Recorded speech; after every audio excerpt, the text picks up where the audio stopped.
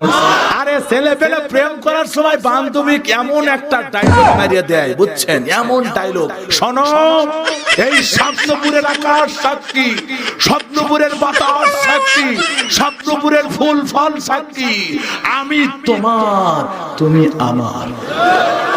মেয়ের অবস্থা শেষ। এরকম ডিজিটাল ছেলে মেয়ে আছে না নাই? এজন্য যুবকদেরকে বলে যায়, যুবক এজন্য বান্ধবীকে রসের আলাপ করো, বান্ধবীর সাথে রং ঢং করো।